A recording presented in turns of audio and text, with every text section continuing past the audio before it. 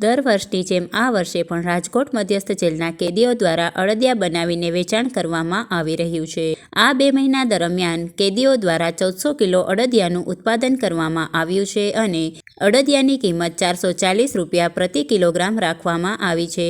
આ વિશે વધુ વિગતો આપતા આજે બપોરે 3 વાગ્યે રાજકોટ મધ્યસ્થ જેલના અધિકારીએ પોતાના નિવેદનમાં જણાવ્યું હતું। જેલમાં દર વર્ષે શિયાળાની સિઝન દરમિયાન અડદિયા તેમજ ફરસાણ તો બારોમાસ બને છે, પણ ખાસ કરીને શિયાળાની સિઝનમાં અડદિયા બનાવવામાં આવે છે અને ઘણા લાંબા સમયથી અડદિયા ઘણા વર્ષોથી બનાવવામાં આવે છે।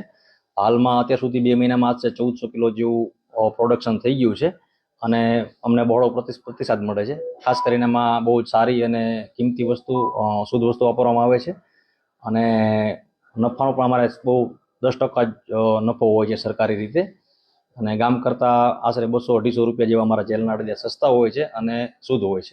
આશરે 440 રૂપિયા ભાવ છે એનો, અને અડદિયા અમારા જેલના સેલરૂમ તેમજ કાલાવાડ રોડ ઉપર જે અમારું ભજીયા હાઉસ છે ત્યાં મળે છે। હા, જેલમાં ઉદ્યોગમાં 60 થી 70 કેદીઓ કામ કરીએ છીએ, જેમાં વણાટ ખાતું છે, ફરસાણ બેકરી છે, પછી કાર્પેન્ટર સુથારી કામ કરવામાં આવે છે, એવા અલગ અલગ વિભાગ છે અને આશરે 60 થી 70 જેટલા કેદીઓ કામ કરે છે।